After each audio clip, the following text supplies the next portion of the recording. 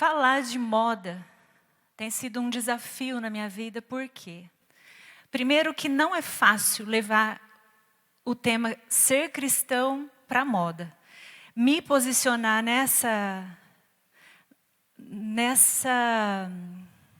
verbalizar isso no meu trabalho não é uma coisa fácil. Mas também não é uma coisa fácil trazer moda para esse contexto de igreja. E eu sempre escuto e sempre tenho algumas resistências quando falo do meu tema. Vamos falar de moda na igreja, vamos falar sobre esses assuntos. Porque eu acho que nós temos, por falta de entendimento, às vezes de conhecimento, e porque nós temos também a tendência de limitar áreas que Deus pode nos usar. Nós temos a tendência de limitar lugares que Deus pode agir. Então, criando assim esse tabu de falar de moda. Como assim falar de moda dentro desse ambiente cristão, né? Dentro desse contexto de igreja, ministério de louvor, liderança. Então, eu já me deparei com vários comentários do tipo, é só modinha, é futilidade ou é só vaidade. Mas também já me deparei com comentários do tipo, uma preocupação extrema apenas com a aparência, né? Apenas com o exterior. E eu sempre chamo isso, eu falo que é exatamente isso que cria os nós da imagem pessoal. As contradições dentro desse assunto de imagem pessoal. Por exemplo, você já pode ter ouvido falar, o que os olhos não veem, o coração não. Mas, por outro lado, quem vê cara não vê. Ou não se deve julgar um livro pela...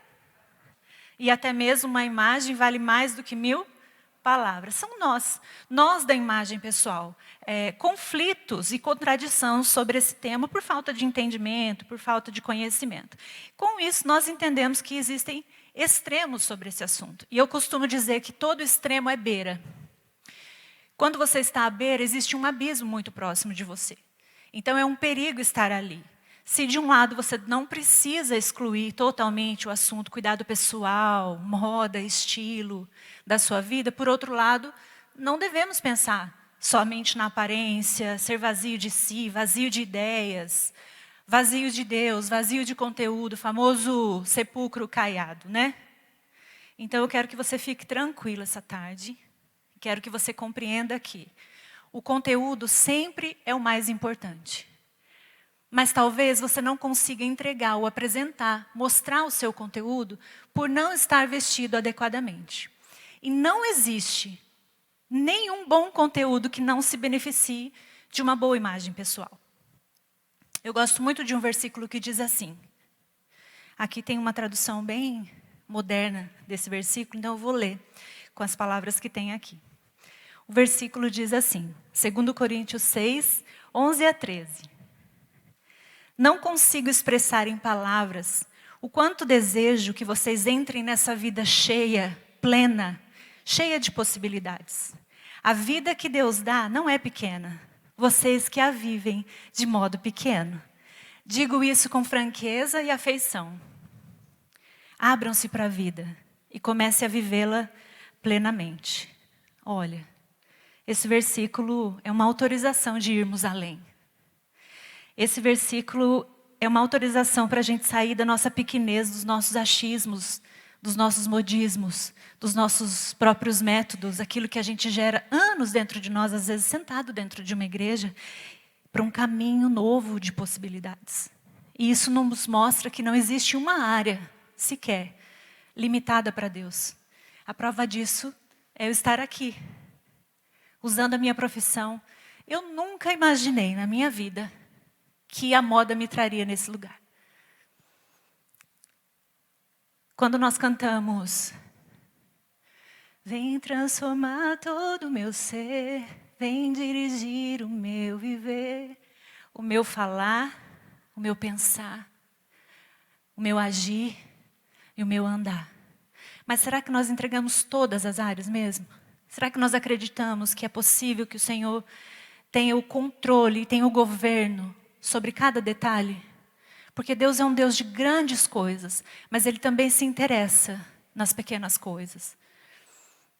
Ele é um Deus que se preocupa com você da hora que você levanta, as suas primeiras escolhas do dia. Então, se cada área a gente puder pensar, Espírito Santo, vem controlar todo o meu ser, vem dirigir o meu viver, o meu pensar, o meu falar, o meu agir. E nessa tarde nós vamos colocar mais uma área, o meu vestir. Porque nós somos chamados por Deus para reproduzir a mensagem do Criador. Eu sempre digo isso quando eu penso nas coleções dos grandes estilistas. Quando você vê os croquis daquela pessoa que sonhou com aquela coleção, mas quando ele vai repassar tudo aquilo para a equipe entender, para o costureiro refazer aquilo, ele precisa reproduzir a mesma emoção que ele teve quando ele pensou na coleção. E é para isso que você foi chamado. Reproduzir a mensagem do seu Criador.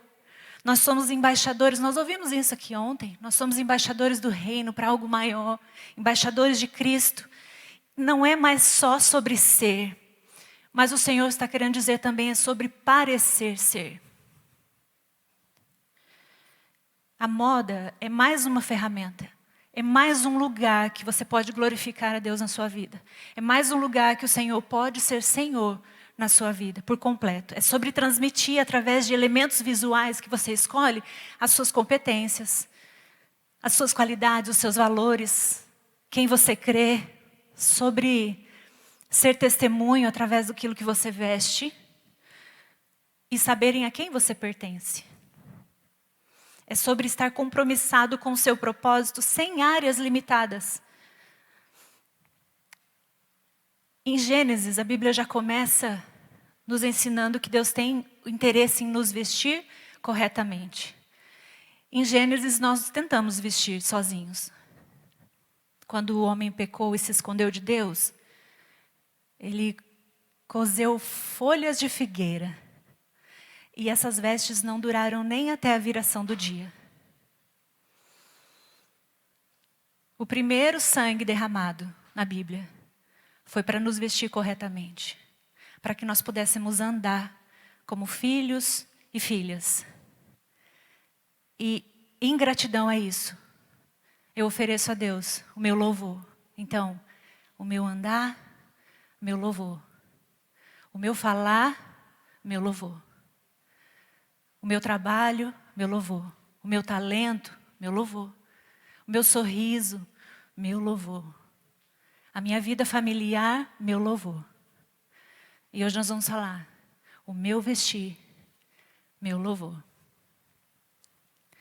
Mas nós precisamos entender algumas coisas. Nós precisamos entender sobre os termos que tanto falamos nessa área de moda, de estilo pessoal e de imagem. O que é moda? Moda é um costume predominante. Moda é um momento histórico. É uma retratação da sociedade daquele momento. Mas eu quero que você pense na moda como ferramenta. A partir de agora, moda, nas suas mãos, é uma ferramenta. E o que é estilo pessoal? O estilo é o seu jeito de fazer as coisas. O seu jeitinho. Seu modo de fazer. E isso tem influência onde você vive, com quem você convive, o seu cargo, a sua profissão, onde você mora, culturalmente, de onde você é. Então isso forma a sua personalidade, forma o seu jeito de fazer as coisas. Seu jeito de assimilar as coisas. Estilo pessoal. Vamos pensar que o estilo são as nossas escolhas. Então moda é a ferramenta, moda é a oferta. Tudo que está sendo ofertado. Isso me faz lembrar um versículo, né? Que diz assim... tudo lhe é lícito, mas nem tudo lhe convém. Então, moda é tudo que é de oferta. O estilo é só o que te convém. Aquilo que você traz para você. E o que é a imagem, pessoal? É a necessidade visual. É o seu objetivo. Quem você precisa ser. Quem você quer parecer ser. A consultoria de imagem, ela conecta esses termos. Então, a consultoria de imagem, ela faz usando sua necessidade visual, usando o seu jeito de ser, sua personalidade. Tem que ter a tua personalidade ali, porque senão fica só uma pessoa fantasiada de alguém. Então tem que ter algo que fale sobre você, usando a ferramenta moda. Traduzindo o que você é em roupas. adequando essas informações, usando a ferramenta moda. E por que que isso é tão importante? Por que que esses termos estão em alta? Por que que esse termo está em alta? Porque nós somos seres visuais. Nós comunicamos muito antes mesmo que a gente fale algo. 3 segundos.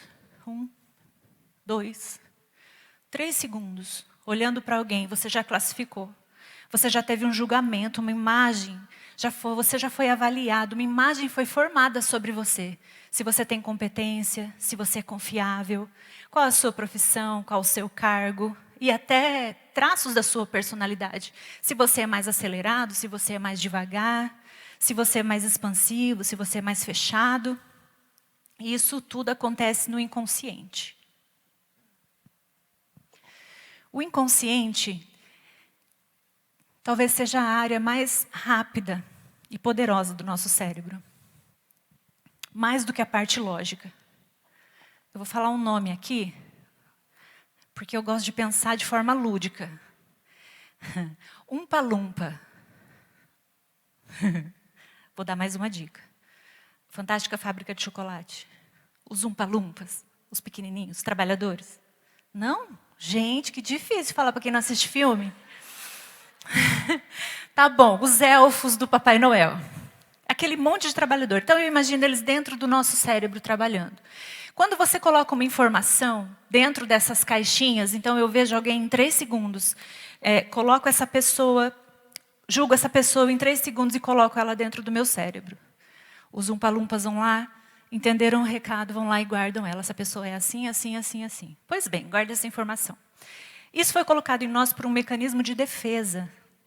É para definir. Deus colocou isso em nós para que a gente pudesse analisar o que é desafiador, o que é perigoso, detectar ameaças, serve para a nossa sobrevivência, né?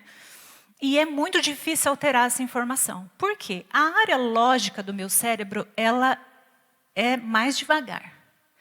E ela precisa ser validada. Nós precisamos validar aquela informação. Se ela vai continuar daquele jeito ou se ela vai ser mudada. Por isso que a gente fala, a primeira impressão é a que fica. E é impossível, você nunca vai ter uma segunda chance de causar uma primeira boa impressão. Por quê? Para você jogar essa informação, que está na parte inconsciente, para a parte lógica, eu preciso de respostas. O meu cérebro está dizendo, ele não é como o inconsciente, 3 segundos ele colocou.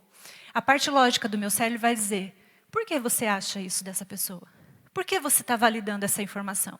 O que fez você pensar essa informação? Existe um gráfico que eu trouxe para vocês, chama-se gráfico de Mehrabian. Albert Mehrabian é um professor de psicologia e o gráfico dele é muito comentado nessa área de comunicação, tá? Ele fala sobre os componentes da comunicação. E Mehrabian diz assim, 7% da nossa comunicação está relacionada com aquilo que eu falo, palavras. 7% apenas da minha comunicação tem relação com o que eu falo. 38% da minha comunicação é como eu falo. Então, o tom da minha voz, a velocidade da minha voz, a altura que eu falo, as pausas que eu escolho fazer. Isso fala sobre a minha comunicação. Mas 55% da minha comunicação está relacionado com uma linguagem não verbal. Tem a ver com vestimenta, postura e comportamento. O que esse gráfico nos mostra? Que a vestimenta tem os seus próprios códigos e que eles falam mais do que as palavras. E que não existe nenhuma vestimenta neutra. Tudo comunica sobre você. Por exemplo, eu trouxe uma foto aqui. Vamos olhar para essa moça. 1, 2, 3 segundos. Seu cérebro já colocou ela em alguma caixinha. Os umpa-lumpas voltaram a trabalhar. Foram lá e colocaram. Olhando para ela, a gente pode dizer que ela é uma pessoa séria. Outras vão dizer que ela é competente.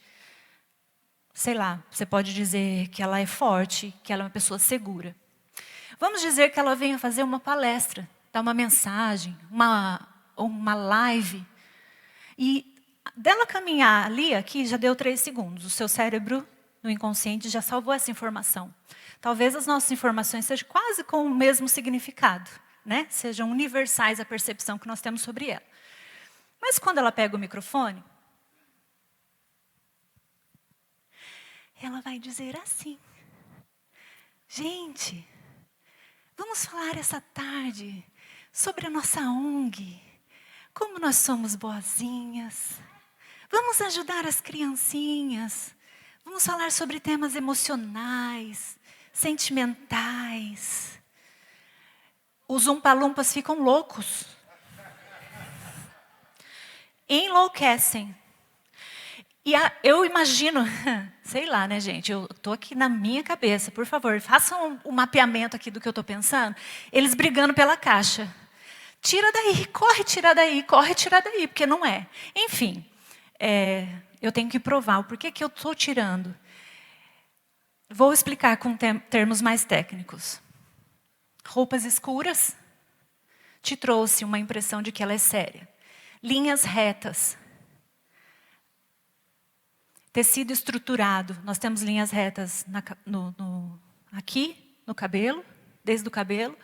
Aquele cabelo controlado, né? Reto, com uma linha reta aqui. Linhas retas nas roupas, nas ombreiras aqui. Linhas retas na calça, quem sabe um escarpão de bico fino. Enfim, tudo isso, a textura do tecido, que não é afável, que afasta, te deu essa impressão. Mas quando ela começa a falar isso, esse tema sobre emoções, uma parte do cérebro está dizendo, ouvindo ela dizer, lembra do gráfico de Mehrabian do 7%? 7% do que você estava ouvindo, você já perdeu. Porque ela estava dizendo sobre temas emocionais, vestida desse jeito. Imagina o ruído de imagem que eu não causo e o tanto que eu perco de palavras, só porque eu não tenho a coerência daquilo que ela vai dizer com aquilo que ela está vestindo. O meu cérebro colocou ela num lugar de muita seriedade, que eu não consigo alcançar o outro sem eu ter esse pré-julgamento e essa reorganização de quem ela é, para eu entender o que ela está dizendo. E aí gera dúvidas. Será que é boazinha mesmo? Aí ela está dizendo, vamos fazer as doações, nananã, e os umpalumpas estão lá, não faz não. Não faz não. Mas eu sou boazinha, não é não, linhas retas. Mas olha, nós nos importamos com as crianças. Não se importa não, é muito séria. Só até aqui, eu particularmente já acho muito interessante. Se a gente parasse aqui agora, eu acho que muita coisa já mudaria sobre nós, sobre essa questão de imagem pessoal. Só que até aqui é sobre aparência. Vocês perceberam que é sobre a percepção do outro sobre você? Até aqui é só sobre aparência, sobre o que o outro pensa. Glória a Deus que nós lemos um versículo para podermos ir além. E existem pessoas que foram além nesse estudo. Será que mais importante do que a percepção que o outro tem sobre mim, não seria a percepção que eu tenho sobre mim mesmo? E será que existe alguma ferramenta que eu possa usar para eu mudar, inclusive através das minhas vestimentas, da minha postura, do meu comportamento, que está incluído ali naquela linguagem não verbal, como eu me porto, fazer essa manipulação no meu cérebro? Quero que vocês tenham um coração muito aberto com os termos que eu vou usar aqui, tá? Quando a gente falar de fingir, manipular, nós estamos falando sobre se portar, ok? Fazer escolhas assertivas, tá? Intencionais, sermos intencionais nas escolhas. Será que eu consigo mudar, então, essa perspectiva? Porque quando eu mudo a perspectiva, para mim, eu acho que a gente daí já está falando de identidade. Como eu me vejo. Vamos pensar assim. Como eu me vejo? O que é mais importante? Adam Galinsky, ele fez um estudo, é um psicólogo social, desenvolveu pesquisas sobre liderança, poder e negociações. Ele tem um estudo que se chama Cognição Indumentária. E o estudo dele diz assim, nós vestimos o que a roupa representa, o que ela significa. A roupa afeta nossos processos psicológicos, as roupas invadem o nosso cérebro, nos colocando num estado psicológico diferente, consequentemente, um comportamento diferente também. Como que Adam Galinsky fez os testes dele? Adam Galinsky fez testes e ele separou pessoas em salas de aula, profissionais de várias áreas, e ele deu testes. Quando essas pessoas sentaram para fazer o teste, ele pendurou um jaleco de médico. Vamos imaginar que aqui é um jaleco de médico. Um jaleco de pintor. Todo cheio de tinta. Olha, pintores, você é o dono desse jaleco. O seu jaleco, pintor, o seu, tá aqui, tá? Eu vou pendurar ele aqui. Façam os testes, pensando que esse jaleco pertence a vocês. As pessoas faziam os testes. Num segundo momento, ele colocou um jaleco de um médico e disse: médico, você é médico? Oi, médico, médico, o seu jaleco está aqui. Vou pendurar ele aqui, você olhe para ele, imagine que você pendurou aqui. Façam os testes. Mas num terceiro momento, ele disponibilizou um jaleco para cada pessoa. E os fez vestir. Os testes foram 40% dos acertos melhores quando as pessoas estavam vestindo o jaleco do médico. É porque surgiu na mente dessas pessoas a inteligência e o conhecimento para responder as questões? Não. Porque os alterou psicologicamente. O que é a impressão que você tem sobre um médico? Eu tenho a impressão de um médico que ele é cuidadoso, que ele é atencioso, que ele é estudioso, que ele é focado. Quando você veste o que a roupa representa, a indumentária, o significado disso faz você acessar lugares no seu cérebro onde você estava sendo atencioso, estudioso, cuidadoso. Mas tem uma outra pessoa também que é a Amy Cuddy. Sou muito fã dela. Essa é mais moderna. Pode seguir ela no Instagram, viu, gente? Ela é super moderna, assim, e ore pela vida dela, porque ela foi além e ela não é cristã. Mas ela obedece a alguns princípios que eu vou dizer para você. Amy Cuddy escreveu um livro que eu indico para todas as áreas, chama-se O Poder da Presença. Esse livro transformou a parte da minha profissão. O Poder da Presença, ele fala sobre autoconfiança. A Amy, ela é pesquisadora, ela é professora em Harvard, escritora. E ela fala sobre esse poder da presença, não é um livro cristão, né?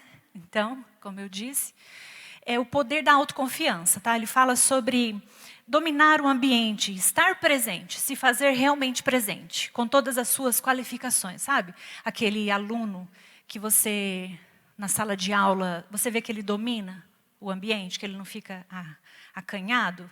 Aquela pessoa que domina qualquer lugar, essa pessoa, ela fala sobre isso, sobre essa autoconfiança que gera autoridade na fala.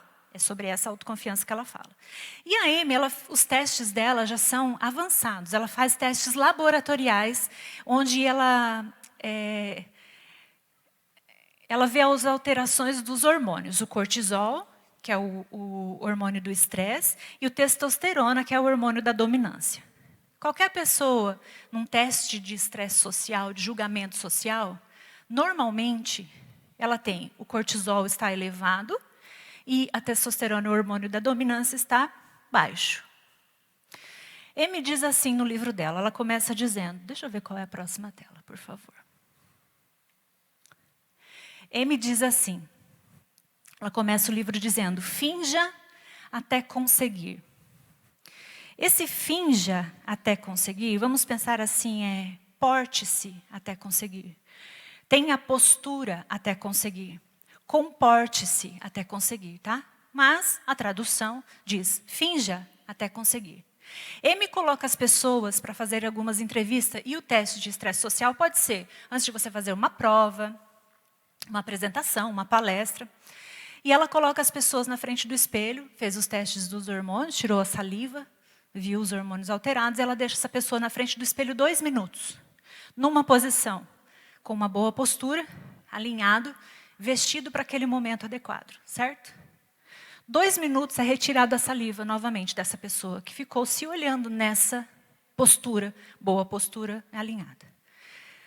Os testes dizem que o hormônio cortisol caiu, e o hormônio da dominância subiu. Essa pessoa estava preparada para aquele momento de se ver.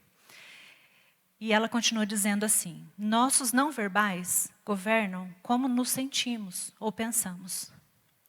Não pensamos apenas com o cérebro, mas com o corpo todo. Sua linguagem não verbal molda quem você é. Eu sempre acreditei que a consultoria de imagem, meu trabalho, não é para deixar as pessoas bonitas. E as pessoas, é óbvio que vão ficar. Tudo que é melhor, né? Tudo melhora, fica mais bonito. Mas é sobre gerar no outro essa autoconfiança. Isso quer dizer também que é inegável que uma roupa te prepara para um momento. Amy descobriu um ciclo que como eu me porto altera como eu me vejo pronta, preparada. 2 minutos que alteram a configuração do meu cérebro mudam como eu me porto, que muda como eu me sinto, que muda como eu me vejo, que altera como eu me porto, que altera como eu me sinto, que altera como eu me vejo, que altera como eu me porto. E ela termina dizendo, eu me torno. Curioso é que a Amy, no final desse estudo dela, ela muda a frase dela. Depois desses 2 minutos que configuram o cérebro, para que ele seja mais assertivo, mais confiante, mais confortável, uma postura, uma vestimenta, ela diz que antes era finja até conseguir, ela diz, não finja até conseguir, finja até se tornar. Porque o importante é exatamente essa presença que você traz para a sua fala. E agora a percepção mudou. Agora não é mais sobre o que o outro pensa sobre mim. Agora é sobre você. Agora é sobre as suas qualificações, sobre a sua preparação limpa, livre, presente, livre de ruídos externos. Estar realmente, inteiramente presente. Eu acho isso tão genial. Uau! Todas as vezes que eu vejo esse estudo, eu amo. Eu sou suspeita porque é da minha área. Mas olha, eu falei assim para Deus, Deus, eu creio que toda boa dádiva vem do Senhor. Todo dom perfeito vem do Senhor. Eu vejo uma mulher que foi além num estudo. Poxa, ela podia ser crente, né? Tinha que ser um cristão descobrir isso. Estou brincando, gente. Ontem, o Aposan mandou vocês responderem assim, falar assim, Aposan, eu te amo, né? Então vocês vão falar, Priscila, eu te amo. A diferença é que ele vai embora e eu vou ter que ficar. Né? Muito esperto ele. Enfim, ele me ampliou horizontes, tá? Eu perguntei assim para Deus, Deus, tem um princípio nisso aí. Porque mudanças boas, coisas que o Senhor muda comportamentos, trazem pessoas para um outro nível, isso tem Deus no meio. Eu me lembrei de uma foto nas redes sociais que eu vi, um gatinho olhando no espelho. Só que a imagem refletida é um leão. Quem já viu essa foto? Né? É um gatinho olhando no espelho e ele vê refletido um leão. E eu me lembrei de um versículo que eu quero ler com vocês. Provérbios 23, 7. Ah, tá ali. Porque como imagina em sua alma, assim o é. Eu vou ler de novo. Porque como imagina em sua alma, assim ele é. Deus já sabia. Gente, olha o ciclo. Como eu me sinto, altera como eu me porto, que altera como eu me vejo, que altera como eu me sinto, que altera como eu me porto, que altera como eu me vejo e eu me porto. Assim como imagina sua alma, assim o é. Que ferramenta que nós temos nas mãos. Que você entenda que a moda é mais um lugar, vou repetir isso, é mais um lugar para Deus ser Senhor na sua vida. Quando eu penso que eu preciso ser compromissada comigo, sabe, a percepção do outro, comigo mesmo. Como cristã, quando eu penso que eu tenho que ser compromissada comigo, com o outro, e com aquilo que Deus pensa sobre mim, não tem como eu usar qualquer coisa em qualquer lugar. Não tem mais. Nós precisamos ser mais intencionais nas escolhas, sabe por quê? Eu trabalho com o mundo corporativo e eu vejo a preocupação que eles têm, que muitas vezes nós não temos. Quando uma advogada me contrata e ela quer estar muito bem na frente do juiz, eu pergunto para ela, qual é o seu interesse de estar bem nesse momento? Para que o juiz tenha uma boa impressão sobre mim. Quando nós estamos na face do Deus Todo-Poderoso, talvez precisamos pensar um pouco mais como vamos nos apresentar. Eu sei que podemos ir a Ele de qualquer forma, mas quando a gente tem o entendimento, a revelação que nós vimos ontem, não tem mais como eu ser qualquer coisa, em qualquer lugar, de qualquer jeito. Isso tudo diz para mim sobre um comportamento de honra, mas antes eu quero voltar. Quero dizer para você que as minhas clientes, elas me pedem muito sobre elegância. 80% dos meus atendimentos tem alguma fase que a mulher me pergunta o que é ser elegante, como ser elegante, eu quero ser elegante. Eu quero dizer para você que elegância, eu respondo assim para cá, né? Elegância é adequação.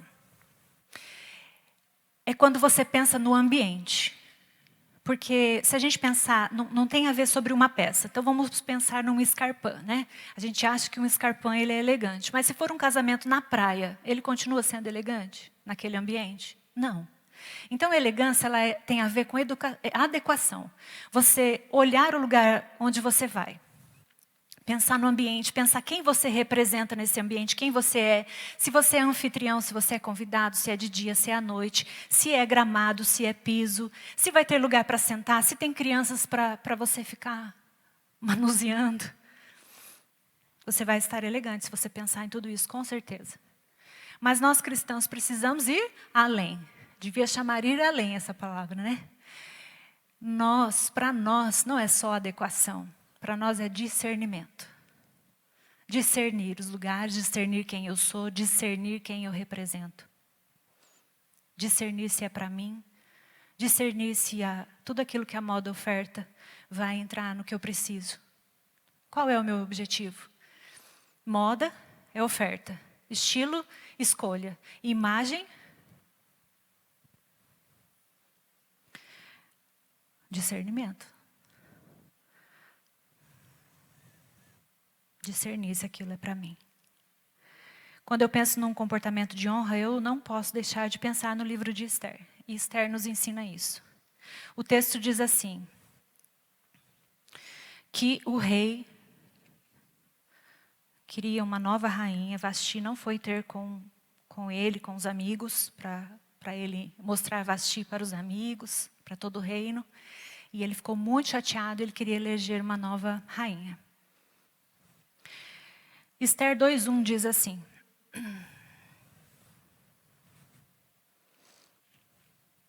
Esther 2:9, perdão. A moça lhe pareceu formosa e alcançou favor perante ele. Pareceu formosa. Aqui ela estava na frente de Hegai, que era o guarda das mulheres, que foi escolher as meninas, que foi escolher as moças. E a moça lhe pareceu. Não diz que ela disse nada. Para mim, a Esther, ela tinha um comportamento de honra antes de ter o lugar. A Esther, ela tinha um compromisso com o excelente. A Esther, ela era órfã de pai e mãe, provavelmente muito simples. Mas ela buscou excelência dentro da sua condição, do que ela tinha naquele momento, ela deu o seu melhor, enquanto ou até ela podia fazer melhor ainda. Dentro do que ela podia, ela deu o seu melhor, com excelência. Antes de um ano de beleza, para mim, Esther tinha aquele gráfico de Merhabrian. 7% com 38% do que ia falar, 55% da imagem dela, ajustada. O texto diz,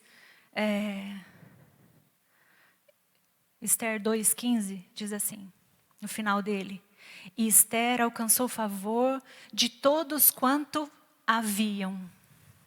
De todos quanto a ouviram? De todos quanto haviam, Esther alcançou favor. Existe uma frase que eu gosto muito de usar também no mundo corporativo que diz, primeiro as pessoas te veem, depois elas te ouvem. Exatamente isso que aconteceu com Esther. Esther fingiu, não fingiu até conseguir. Esther se portou até se tornar. E quem se prepara, governa. Sabe o que o texto diz? 2,17. O rei amou Esther mais do que todas as mulheres, e ela alcançou favor perante ele. Favor e benevolência mais do que todas. O rei pôs-lhe na cabeça uma coroa real e a fez rainha no lugar de Vasti. Primeiro as pessoas te veem, depois as pessoas te ouvem e te dão honra. Quem se prepara, governa.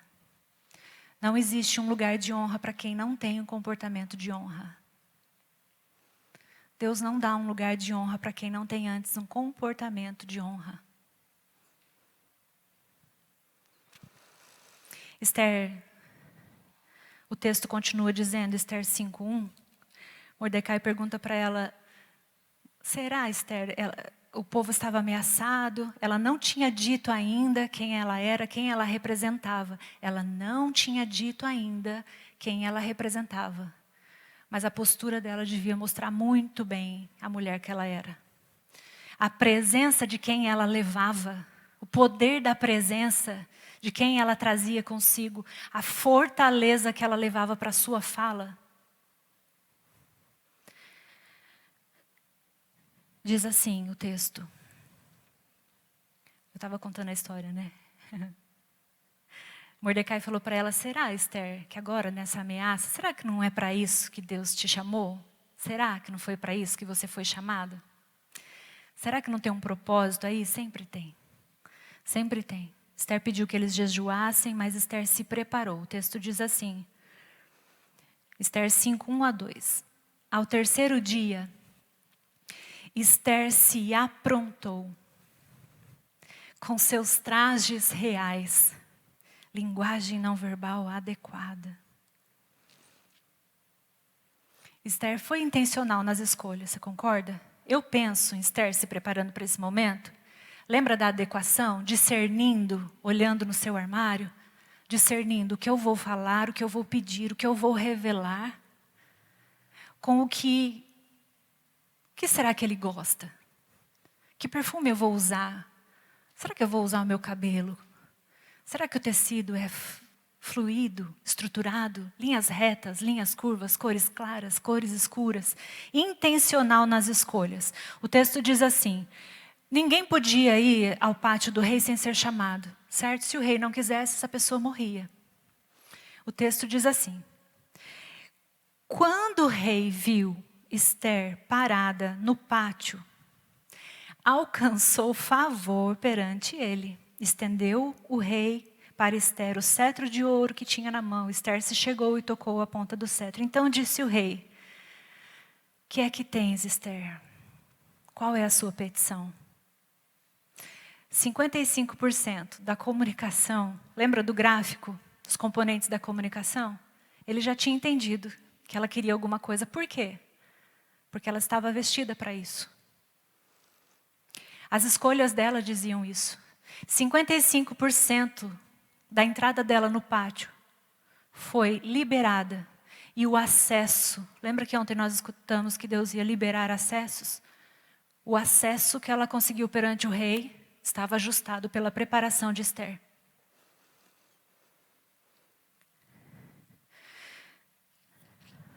Esther disse para o rei, qual a tua petição, rainha Esther? Esther 7, versículo 2. O que desejas? E se te dará, cumprir-se-á ainda que for metade do meu reino. Esther respondeu, se perante ti, ó rei, achei favor, e se bem parecer ao rei, dê-se por minha petição a minha vida, e pelo meu desejo, a vida do meu povo. Só aí ela revelou.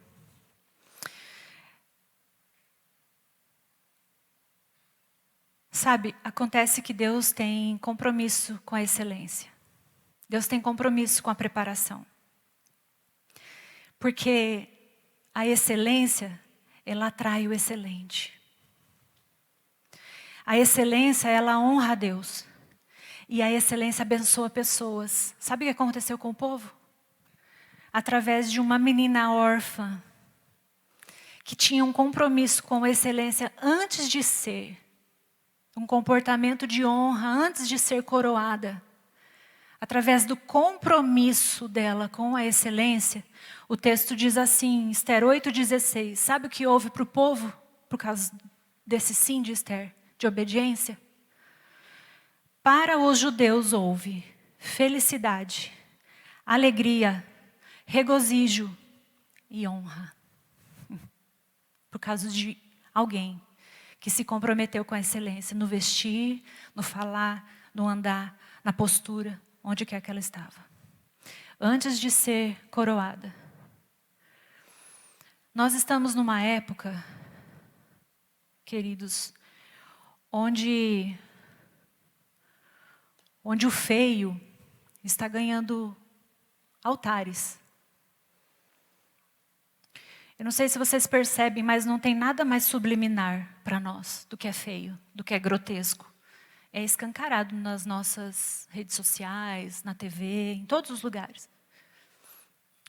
Um culto ao feio, ao grosseiro, relativização do que é belo, do que é beleza.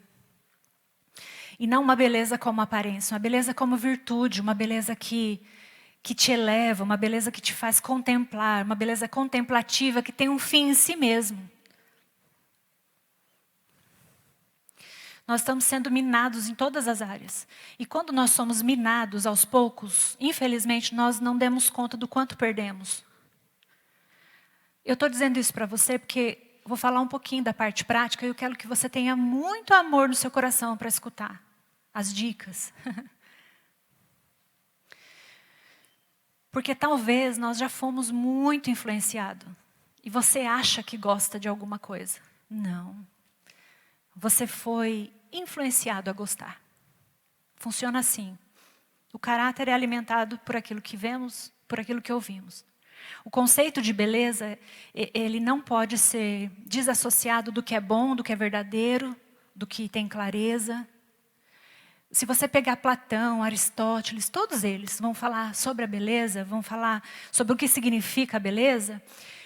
Quando existe o significado de uma palavra, é porque houve necessidades que precisaram ser vestidas por aquela palavra. Vamos pensar assim. Então, quando havia essa contemplação do que era belo, a contemplação do belo nos trouxe a palavra beleza. E nós fomos perdendo a contemplação. Por isso que nós precisamos voltar ao que significa, muitas vezes. Nós vamos perdendo e sendo minados na música. Aqui estão os pastores que têm mais propriedade do que eu para dizer isso, mas como está empobrecida a nossa melodia, como nós vivemos a melodia em função do ritmo e não o ritmo em função da melodia, como nós estamos vendo os gráficos aí de que a qualidade, a quantidade dos acordes estão diminuindo grosseiramente das nossas músicas. Um caos externado em todas as artes. A arte mesmo, as esculturas. Nós vemos esculturas maravilhosas. Michelangelo esculpindo Davi numa pedra maciça de mármore em 4 anos. Tem até as digitais dos pés. As veias saltadas nas mãos. E nós vemos uma banana com uma fita colada, chamada de arte. Ou um urinol assinado dentro de uma galeria de arte. Artes que precisam de... o que significa? Qual foi a emoção do artista que você precisa ler para entender? Eu não estou dizendo que uma obra de arte não vai ter também uma legenda. Mas ela vai ter a legenda da época, de quem fez, de como se chama. E você tem experiências, na frente de uma obra de arte, você tem experiências variadas, todas as vezes que você for ver. Eu ouvi esses dias que uma obra de arte que precisa de legenda, essa obra de arte moderna, é como uma piada contada 3, 4 vezes, que tem graça na primeira e na segunda, mas daí você já sabe a resposta, já sabe onde ela vai terminar, e a sua experiência findou-se por ali. Você já sabe a emoção do artista. Até porque uma arte não é sobre emoção. Essa história de pintar o corpo nu, numa tela e ficar me esfregando na tela porque a minha emoção me fez fazer aquela arte. A arte, o artista, ele é talentoso. Michelangelo, quando pintou a Capela Sistina, provavelmente ele cortou o dedo, furou o dedo, faltou luz. Luz. Desculpa, gente, me empolguei. A vela apagou. Muitas coisas aconteceram na vida dele e a retratação continua sendo esplendorosa, perfeita. Não era sobre a emoção dele, era sobre o talento dele. Quantas vezes nós subimos aqui machucados? Você sabe o que aconteceu na minha casa hoje de manhã? Às vezes nem eu. Porque não é sobre nós. Não é sobre nós. É muito além. Mas quando você precisa ver algo que é retratado só sobre emoções, aquela experiência você já teve. Enfim, obra de arte. Arquitetura, cada vez menos ornamentos, cada vez menos beleza. Eu não estou dizendo que está certo ou errado, tá, gente? Só para a gente voltar a pensar. Mas olha, as casas tinham telhados lindos. Hoje nós gostamos dos caixotes. Será que nós gostamos? Será que foi nossa escolha escolher gostar de caixote? Não estou dizendo se é certo ou errado, é só para a gente pensar.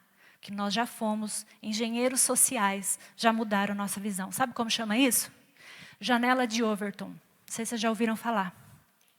Janela de Overton é a janela da estratégia da manipulação da opinião pública. É como se a janela tivesse virada para cá.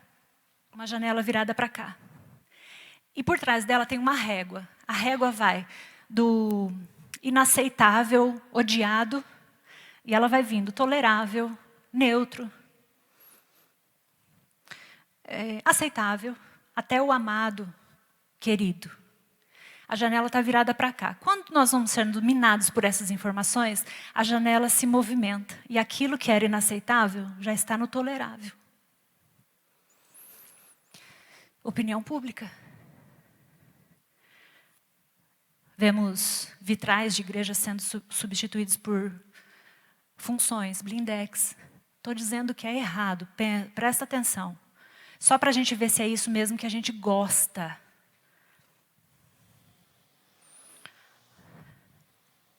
Porque precisa ter função. Não é só a contemplação. Entende para onde o mundo olha? Entende que a visão é muito diferente do que para onde nós estamos olhando? E na moda. Desfiles grotescos. Visualizei com os meus próprios olhos. Triste de ver. Eu imagino a Chanel se contorcendo no túmulo. Brincadeira, pastor. Nunca mais sou chamada aqui. Você vai embora, né? Eu vou ficar. Enfim, quando uma coleção quer que você goste de algo grotesco, ela não coloca 10 looks grotescos, ela coloca 9 lindos e um feio. Na próxima coleção, ela coloca 8 looks bons e 2 feios. Na próxima coleção, ela vai misturando, ela tira um feio desse e coloca mais em 7 desses. E aí a gente vai aceitando. A janela movimenta. Ah, não é tão intolerável assim. Vamos para a parte prática rapidinho. Vocês estão comigo? Vocês estão comigo? Ai, ai. Ó, quando você tiver aqueles 2 minutos na frente do espelho, você vai ministrar, dar aula, qualquer lugar, tá, gente? Depois a gente vai falar sobre academia. Sangue de Jesus. Quando a gente vem ministrar, quando a gente vem falar, quando a gente vem cumprimentar, quando a gente está por aí, vai se apresentar. Na frente do espelho, a gente vai levantar as mãos assim, ó. Te entrego, Senhor, tudo é teu. Se apareceu a sua barriguinha, não é uma blusa para você subir. Aí você vai se abaixar. Assim.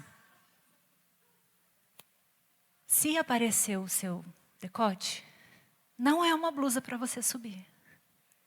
Eu me prostro. Não se prostra. Tem hora que tá tão feio o negócio que eu fico do banco pedindo, não vem Espírito Santo, porque senão vai expor. Deus não quer te expor. Ele não vem. Ele não vai vir. Não adianta ficar, vem Espírito, vem Espírito, vem Espírito. Porque se ele vier, ele vai te expor. Se agachar, né? Ups, caiu. Agachar. Se a sua calça não te permite fazer isso, se aparece o seu cofrinho, não é uma roupa para você subir. Vamos repetir. Priscila, eu te amo.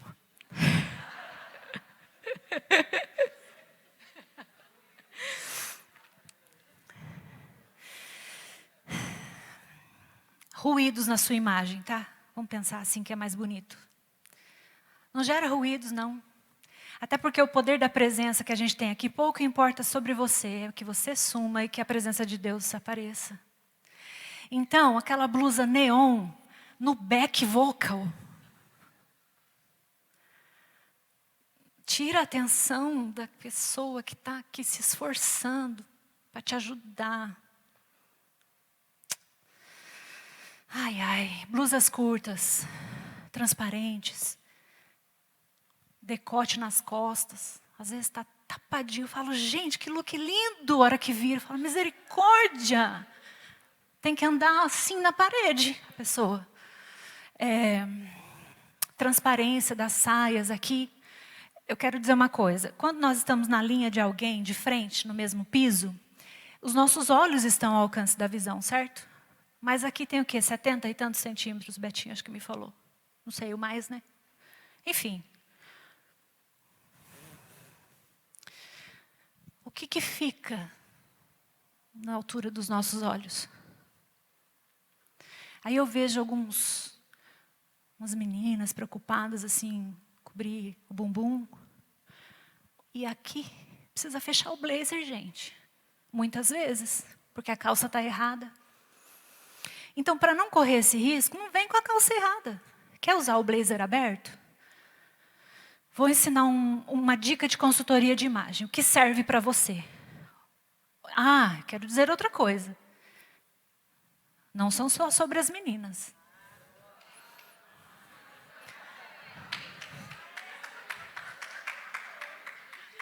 Eu vou voltar às meninas, então, rapidinho, para eu terminar o raciocínio. Ó, a minha postura já foi para 5%. Vestidos, tem que ter forro. Aqui tem luz. Né?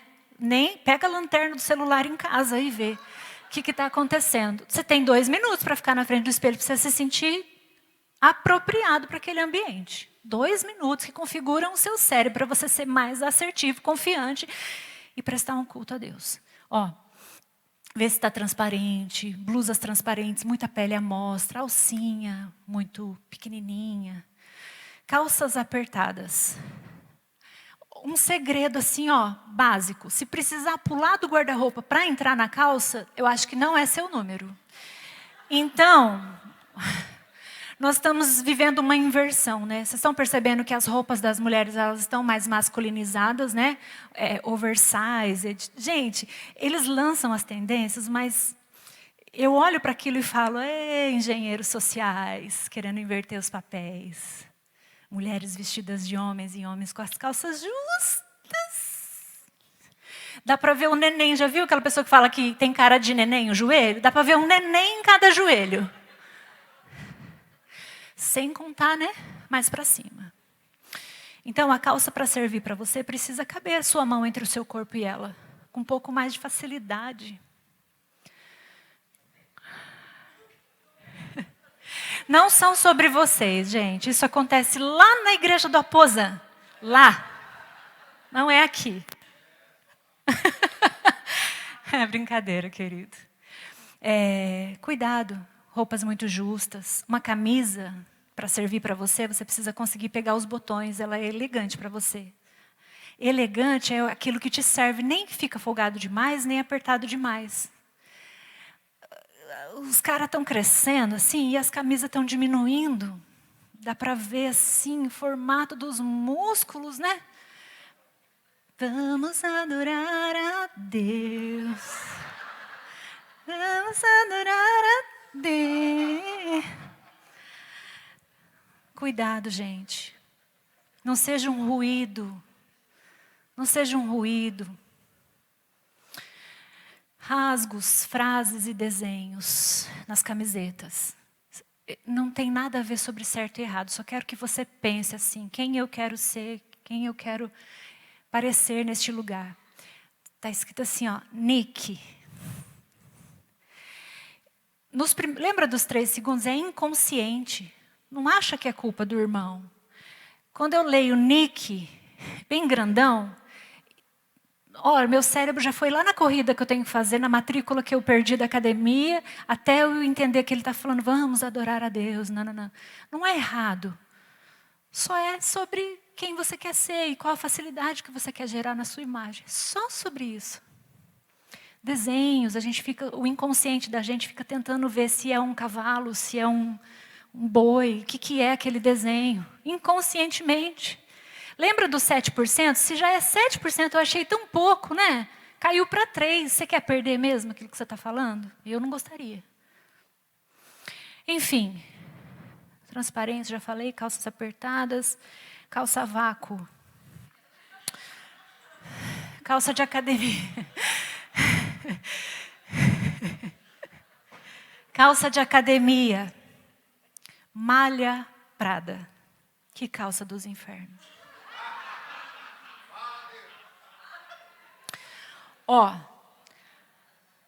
Eu tiro de todos os armários das minhas clientes. Não vão me contratar mais quem tem. Mentira. Não tiro nada, tá? Mas eu quase tiro. É difícil transformar ela em elegante. Muito difícil. A não ser que você goste muito de uma camisão oversized, quase um vestido, é o único jeito que essa calça fica legal. Único. Mas, assim, essa calça ela foi criada num nicho. Olha como a indústria da moda é. As mulheres saíam da academia com as suas roupas e elas iam direto para o mercado buscar filho. A moda encontrou um nicho ali e falou, opa, vamos vender uma calça que é mais ajeitadinha, para que essa mulher ache que essa calça pode ir até na igreja. Aí eles venderam calça malha Prada. Grudada. Brilhosa. Bandagem. Odeio. Enfim. Se você tem no seu armário, querido. Ora sobre ela. Minha oração, antes de vir aqui, eu estou dando um exemplo desse, gente, mas olha, eu vou dizer uma coisa. É muito diferente você falar de uma vestimenta para uma pessoa que é minhãozinha, pequenininha, magrinha. Fica muito diferente de uma outra que é mais...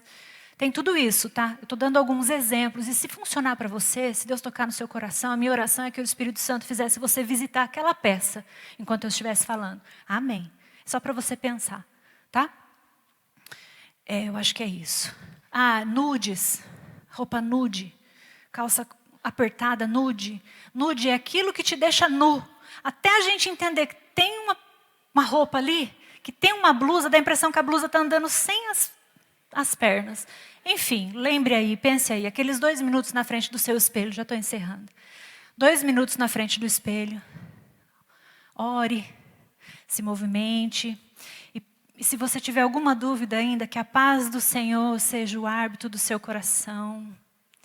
E se você conseguir dizer na frente do espelho, ao final dessa análise, conseguir dizer, Senhor, eu te entrego minhas vestes, meu louvor. Amém? Amém.